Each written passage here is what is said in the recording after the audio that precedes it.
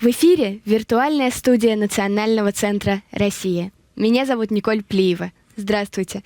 Сегодня мы продолжаем серию подкастов о Великой Победе. Мы вспоминаем о героизме наших предков, которые самозабвенно ценой собственной жизни приближали эту Великую Победу. Теряя родных, друзей, порой превозмогая боль, герои войны шли в атаку. Садились за штурвал самолетов, чтобы сегодня все мы могли жить свободно. В нашей студии дочь маршала авиации, героя Советского Союза Владимира Александровича Судец, Галина Владимировна Судец. Здравствуйте, Галина Владимировна. Здравствуйте. Расскажите мне о победе. Прежде чем говорить о победе, наверное, нужно сказать о том, как началась война. Война началась в 4 часа утра 22 июня 1941 года. В прекрасный воскресный теплый день, который не предвещал ничего плохого. В этот день мы с мамой должны были из Москвы уезжать в Запорожье к месту назначения службы отца. Отца я почти не помнила. В момент, когда началась война, я была совсем маленькой, а он учился на севере, служил и учился на севере, потом учился в Ленинграде, теперь Петербург,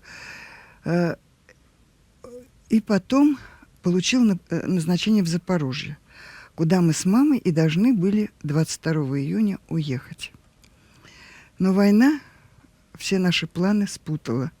Мама уехала одна к папе. Она была в таком состоянии, что она даже не успела не сообразила переодеть туфли. Она уехала в тапочках. Зачем-то надела очень теплую кофту. Вот я это очень хорошо все помню. Видимо, это было такое потрясение, даже для ребенка маленького. Мама уехала. Я осталась с бабушкой и с дядей. И, собственно, детство кончилось. Потому что начались бомбежки Москвы. Я очень хорошо помню, как ночью первый раз бомбили Москву, пытались бомбить. Завыли сирены, и ночью меня бабушка вытащила из кровати и на руках понесла меня через двор в бомбоубежище. Я ничего понять не могла. Я помню, что я очень сильно плакала. И когда мы уже пришли в бомбоубежище, я вырвалась у нее из рук и наступила на полосы белые, намазанные клеем, которые клеили на окна, чтобы стекла не вылетели. Но они лежали пока на полу, я на них наступила, начала бегать, они начали хлопать по ногам, я испугалась еще больше. Это вот первое впечатление о начале войны. Я поняла, что я не увижу папу, мама уехала одна, я с бабушкой, и тут еще эта страшная бомбежка. Когда мы вышли из бомбоубежища, то я увидела перекрещенные прожектора на небе. И была какая-то очень гнетущая обстановка. Мы вернулись домой и потянулись вот эти 1418 дней войны. Война продолжалась 1418 дней и ночей. Что для вас значит победа? Победа — это прежде всего, что я поняла, что мы будем жить вместе с папой теперь всегда. Если все эти годы мы жили без папы, то я поняла, что теперь вот папа будет с нами навсегда. Это было самое главное. И улыбающиеся лица людей, какая-то раскованность, наконец. Тем более, что победа случилась в мае, этот вот цветущий, поющий май. Люди ликовали. После этих мрачных лиц, которые все годы дети видели, понятно, какая радость могла быть. Вдруг вот на лицах у всех людей улыбки. Люди целовались, обнимались. Это вот, так сказать, сам факт победы. Позвольте, я немного расскажу о вашем папе. Я подготовила небольшую справку. Владимир Судец родился осенью 1904 года в Днепропетровске. После школы работал слесарем на заводе, но волевой и целеустремленный Володя хотел летать. В итоге поступил в военно-техническую школу ВВС. Небо полностью захватило Владимира Александровича. Он упорно совершенствовал навыки пилотирования, осваивал новые типы самолетов. 22 июня 1941 года летчики из дальнебомбардировочного корпуса полковника одними из первых начали отражать натиск врага. Я знаю, что о вашем папе говорили «летал» и «жил, опережая время». Вот что это значило? Ну, об этом стали говорить уже в конце его жизни, так сказать, когда было понятно, как он жил. Но он действительно всю жизнь жил и летал, опережая время. Он был широко образованным человеком. Несмотря на то, что он закончил только семилетку, но дальше были технические школы, авиационные училища. Но он всегда образовывался сам. Он очень много читал. Он хорошо знал историю, литературу, любил театр, любил оперу, любил музыку. И он всегда шел впереди. Вот впереди времени. И то, что он рассказывал нам, это всегда было не всегда понятно, потому что это было что-то новое. Он так жил, и так он летал. Он до войны освоил 52 типа самолетов. Он летал на всех самолетах. Кроме того, он был хорошим механиком, потому что он работал и на заводе, где делали моторы, а потом учился в технической школе, чтобы стать механиком. И там командир обратил внимание, как он садится в кабину. Он проверял приборы, проверял мотор, как он берет штурвал и как он держится в кабине. И командир сказал, это прирожденный летчик. Ему надо летать. Для папы это слова были праздником, потому что о небе он мечтал. Но в ту пору все мальчишки мечтали о небе. Владимира Александровича называли «военная косточка» и «крепкая рука». Почему? Военная косточка, я думаю, что называли всех военных, иначе они не могли бы быть военными. А крепкая рука, у него был такой характер. Он был на работе, на службе, человеком твердым, решительным, очень требовательным к себе и требовательным к окружающим, к летчикам. Понимаете, авиация – это особое подразделение армии. Вообще армия требует дисциплины, авиация особенно. Там секунды и минуты решали жизнь людей. И поэтому папа очень жестко всегда из себя требовал, и с людей. Выполнение всех, неукоснительно выполнение всех правил. Осенью 1941 года Владимира Александровича неожиданно перебрасывают с оперативной работы в тыл, и его назначают командиром ВВС Приволжского округа. Почему было принято такое решение? Когда папу вызвали и сообщили ему об этом решении, а шла война, она, собственно, только началась. И началась она не очень удачно для нас. Надо сказать, что только флот был готов к войне. Вся армия остальная готовилась, но готова не была. И поэтому мы несли поначалу очень большие потери. И в технике, и в живой силе. Людей много погибало, выходили из строя люди.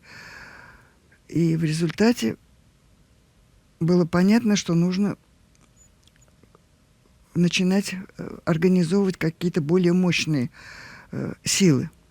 И отца, как известного организатора, он был очень хороший организатор, решили направить в Куйбышев, где в то время находилось все наше правительство, находился весь дипломатический корпус, и куда должен был приехать Сталин. Но он в последнюю минуту отказался, я об этом скажу позже.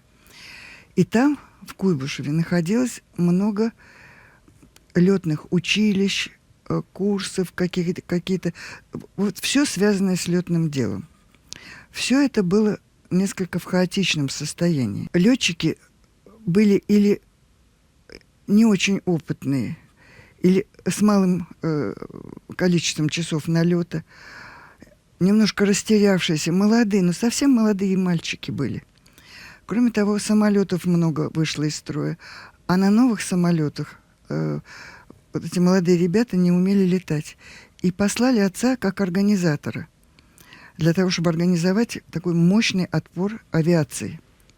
Авиация на войне играла очень большую роль. Папа, конечно, был сначала очень расстроен, он не мог понять, в чем дело. Он сказал, я как-то не так воевал, мною недовольны. Ему сказали, нет, наоборот, так довольны, что хотят, чтобы вы, в общем, организовали вот это вот авиационное наступление как можно лучше. Отец понял эту задачу, он с ней хорошо справился, как обычно он справлялся со всеми поставленными перед ним задачами. Потому что там, где было трудно и плохо, посылали отца. Это было известно. Поэтому вот и название, прозвище у него было «Твердая рука», ну, и жил-летал, опережая время. И он думал, что он уже сможет вернуться на фронт, но поставлена была новая задача. Шли тяжелые бои под Москвой. И состояние дел было таково, что Москва оказалась окруженная немцами вот с севера. Немцы уже, фашисты, в бинокль рассматривали Кремль. То есть они стояли совсем близко, 20-30 километров от Москвы они стояли. Ходили разговоры о том, что русские деморализованы, что люди испугались, армия несет большие потери, и, скорее всего, немцы одолеют нас. Этого допустить было нельзя. И чтобы поднять дух в армии и дух людей, а в Москве началась просто паника у москвичей, решили провести военный парад 7 ноября. Это была годовщина Октябрьской революции. Это раньше был наш главный праздник. Праздник страны. Решили устроить парад для того, чтобы поднять дух воинов, уходящих на фронт и находящихся на фронте, дух людей мирных, оставшихся в Москве и вообще по всему Советскому Союзу. И показать иностранцам, который представлял дипломатический корпус, что мы не пали духом, и мы сильны. И перед отцом была поставлена очень сложная задача. Нужно было провести над Красной площадью армаду в 600 самолетов. И сделать нужно было это в краткие сроки. Но вы представляете, это же должна быть четкая соорганизованность каждого экипажа. 600 экипажей, 600 самолетов. Тренировались к параду только ночью, днем не решались летать. И было, несколько дней всего для подготовки к параду. Но командующий Приволжским округом справился с этой задачей. Вот вам крепкая рука. Парад должен был проходить в Москве. Сталин не уехал в Куйбышев. Он в последний момент решил остаться в Москве. Уже был готов состав, который бы его отвез в Куйбышев, но он все-таки решил остаться в Москве, в столице. И он, естественно, руководил парадом, проводил парад. Но не повезло с погодой. Вся техника и бойцы прошли по Красной площади, авиация не могла пройти. Если вы помните, в хронике часто показывают этот парад, и видно, что была непогода, небо висело очень низко. И тогда решили, что авиационная часть парада состоится в Куйбышеве, где тоже должен быть парад в этот же день, где находился дипломатический корпус. И вот вся эта армада пролетела над Куйбышевым. Вечером был прием. Иностранцы просто недоумевали, как, откуда у вас такое количество самолетов, как вы хорошо организованы, потому что прошли войска, парад принимал Ворошилов маршал. И пролетело 600 самолетов над Куйбышевым. В Москве бойцы, которые проходили по Красной площади, сразу с Красной площади уезжали на фронт. И сразу в бой вступали. Но это настолько подняло дух людей и дух бойцов, что вот Московская битва, в Московской битве уже начался какой-то перелом. И должна я, конечно, не могу не сказать о русской зиме, которая помогла русским людям вот в этот очень непростой период. Очень рано началась зима, выпал снег, и морозы доходили иногда до 40 градусов. Немцы не были готовы к такой погоде. Они мерзли, показывали, в каком виде они были. Они не могли воевать в полную силу. Ну, а для нас, русских, зимушка-зима с морозом — привычное дело. В архивах я прочитала очень интересный факт. Генерал-майор авиации Шепелев придумал новый подход к ремонту подбитой техники. Владимиру Александровичу идея эта тоже очень понравилась. Вот расскажите, пожалуйста, в чем заключалась эта идея? Что это был за новый подход? После того, как прошел парад в Куйбышеве, и папа справился с организацией авиации, нового пополнения на фронт летчиков и самолетов, его отозвали, наконец, на фронт, к его большой радости. Он стал командующим 17-й воздушной армией. Когда он принял командование армией, он понял, что дела совсем плохи, потому что мы все еще продолжали терпеть большие потери. Да, мы сдавали города, самолеты, танки и прочая техника, я уже не говорю о людях, все это продолжало гибнуть. Когда папа принял командование 17-й воздушной армии и обошел свое хозяйство, он увидел, что действующих самолетов только 15, которые могут участвовать в боях. Но это ничтожно мало. К радости своей он узнал, что к нему назначен начальником инженерной службы генерал Шепелев. Папа знал его раньше, еще по Крыму, когда он воевал в Крыму. Это был очень такой интересный человек и способный. Папа поторопил его с приездом и поставил перед ним задачу. Что делать с авиацией? Мы в таком составе воевать не можем. А самолетов подбитых много было. У Шепелева родилась идея, что нужно создавать на местах ремонтные мастерские. Так они и назывались. ПАРМ. Это авиационно-ремонтная мастерская. Передвижная авиационно-ремонтная мастерская. ПАРМ. Он сказал, но для этого можно на местах организовывать, на аэродромах военных, организовывать эти мастерские. Но для этого требуются машины, требуются станки, требуются инструменты, причем в огромных количествах. И требуются специалисты, токари, сварщики, фрезеровщики. Где их в армии искать?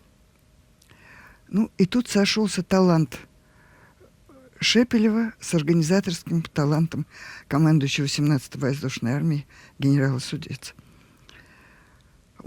Отец обзвонил госпиталь и попросил, чтобы к нему направляли солдат и офицеров, которые после ранения уже готовы вернуться на фронт, со специальностью, которые нуждались эти мастерские.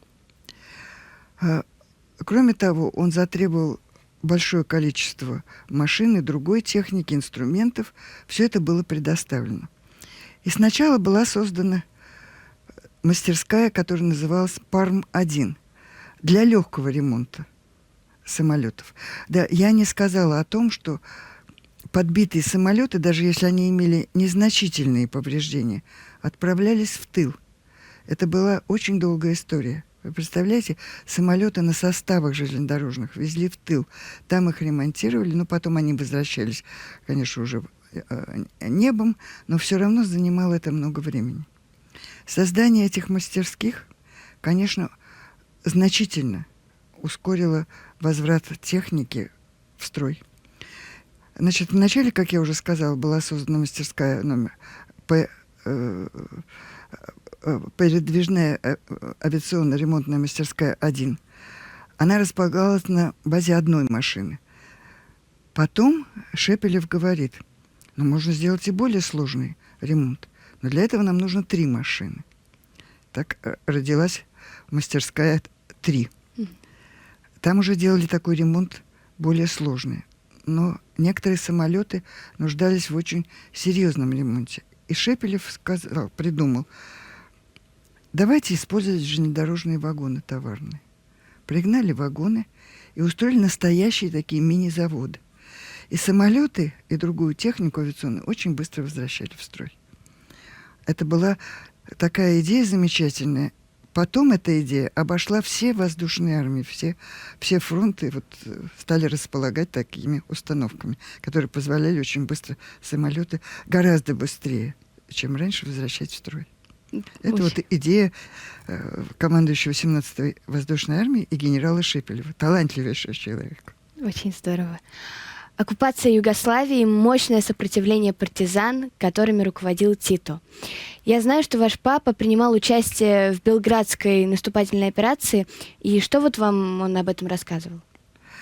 Ну, можно мне сначала несколько слов сказать о том, что в 1944 году наши войска наконец освободили нашу землю и вышли к границам западных государств. Из согласия народно-освободительных фронтов решили помочь освободить от фашистов занятые ими страны. Значит, Третий Украинский фронт освобождал Румынию, Болгарию, Венгрию, Югославию, Австрию. Войну Третий Украинский фронт, где была 17-я воздушная армия, закончил в Вене. Ну, прежде чем говорить о том, как была освобождена Югославия, нужно несколько слов сказать об освобождении Болгарии. Это было очень быстро и почти без крови. Дело в том, что болгарские генералы вместе с царем болгарским просто убежали вместе с немцами. Значит, после Болгарии нужно было освобождать Югославию. Болгарские повстанцы присоединились к армии Югославии и к югославским партизанам. Это уже такая явилась мощная сила. Кроме того, руководитель повстанческих соединений в Югославии перед началом военных действий лично тайно обратился к Сталину за помощью, чтобы, в общем, советская армия помогла югославским партизанам и армии освободить страну от немцев. Ну, Сталин, конечно, такое разрешение дал. Вот, была задействована опять 17-я воздушная армия. Летчики сбрасывали все необходимое оборудование, медикаменты, продукты партизанам. Вскоре, значит, объединились болгарские повстанцы с армией Югославии и с югославскими партизанами и начали уже наземные операции по освобождению. Освобождать Югославию было довольно сложно.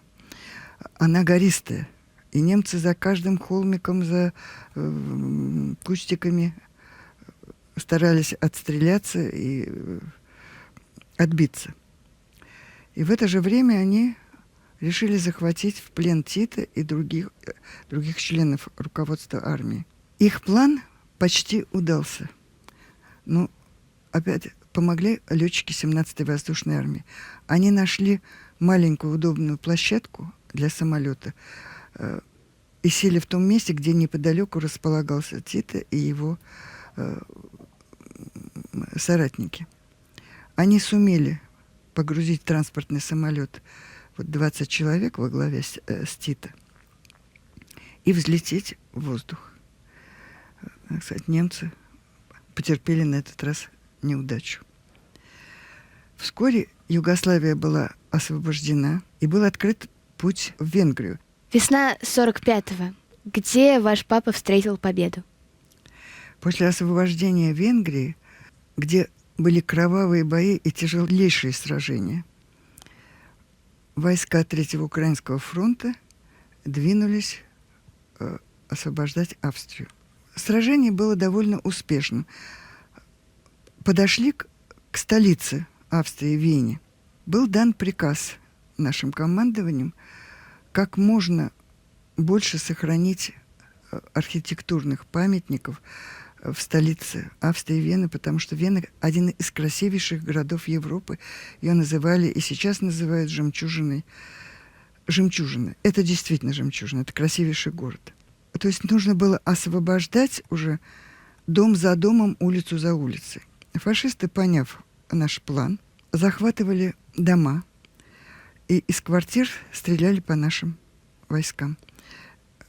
Трудно было вести такой бой, но в конце концов Вена была успешно взята. Ну, а авиация, естественно, помогала с неба не разрушить город. Все-таки был разрушен театр и был разрушен музей. Но все остальные ценности удалось сохранить. Немцы хотели уничтожить собор Святого Стефана в центре Вены, красивейшее сооружение, городскую ратушу. И главное, они хотели взорвать Имперский мост, потому что кроме того, что он был очень красивый, он имел стратегическое значение. Но и здесь их план не удался. Столица Вены была успешно отбита, немцы от столицы Вены, и наши войска вошли в Австрию, освободив Вену. 9 мая ночью мы проснулись от взрывов. Ну, я должна еще сказать, что за несколько дней уже было понятно, что победа вот-вот, она близка. И папа сказал, чтобы мама с попутным военным самолетом прилетела к нему вместе со мной и с маленькой сестрой. Ей было 2 месяца всего. Вот мы прилетели в Вену, но война еще фактически шла, хотя Вена была освобождена. Ночью мы все проснулись от страшного грохота, разрывов снарядов. Мы решили, что где-то в Альпах, в предгорье, наши войска наткнулись на отступающих немцев, и те отстреливались. Папа начал крутить ручку полевого телефона, спрашивать, в чем дело, что случилось. И я услышала, как в трубке громкий крик: «Победа! Товарищ генерал, победа!» Вот так в ночь с 8 на 9 мая мы узнали о победе. Это было чудо. Вы родились в многодетной семье, 5 детей. Как ваши родители познакомились? Родители мои познакомились в военном лагере под Москвой. Папа был там на учениях, а в этом лагере работала мамина подруга, которая пригласила маму провести выходные дни. У мамы накопились какие-то дни, она отработала. У нее было несколько дней выходных, она с удовольствием это предложение приняла. Но к стыду своему я не знаю, где это случилось. Я только могу предполагать, что это где-нибудь в районе Алабина, но не могу сказать точно. Надо сказать, что каждый из них по-своему был очень интересной личностью. Ну, папа, к тому времени уже носивший боевые ордена на груди, он воевал и в Финскую войну, а до Финской войны в Монголии он прожил 4 года, он имел высшие награды Монголии и 2 ордена боевого Красного Знамени. Вот в ту пору до войны это, конечно, было еще удивительно. Но он был очень красивым человеком внешне, подтянутым, стройным, такими горящими глазами. Мама тоже была очень интересным человеком, она была очень красивой. Когда папа ее увидел, он буквально потерял голову с первой минуты. И начал очень активно за мамой ухаживать. Мама, конечно, обратила внимание на такого красивого летчика, но как-то она не решалась. И посоветовалась с бабушкой, что же делать дальше, потому что чувствуется, что дело идет к свадьбе. Она тайно показала папу. Он приехал из Ленинграда в Москву. Бабушка спряталась где-то за киоском газетным, и мама показала ей папу. Бабушка сказала: никаких сомнений нет. Это вот тот человек, который сделает тебя счастливой. И так они поженились в 1938 году. Каким Владимир Александрович был папой? Замечательным. Мне вообще очень повезло. У нас были замечательные родители. Вы знаете, они были в меру строгими. в меру добрыми. Они никогда нас не баловали, но они нас очень любили. И делали для нас все возможное, что только могут сделать родители. Семья была дружная, дети были очень дружные между собой, потому что это шло все от родителей, от папы и от мамы. Вы знаете, я до сих пор вспоминаю его с большой грустью. Вот отсутствие папы и мамы. Мне уже я сама уже могу быть прабабушкой, а мне их не хватает до сих пор. Вот как они ушли, образовалась пустота. Замечательные были родители. Спасибо вам огромное. В нашей студии была дочь маршала авиации, героя Советского Союза Владимира Александровича Судец, Галина Владимировна. Я, Николь Плиева, напоминаю, что это проект Национального центра «Россия». Расскажите мне о победе.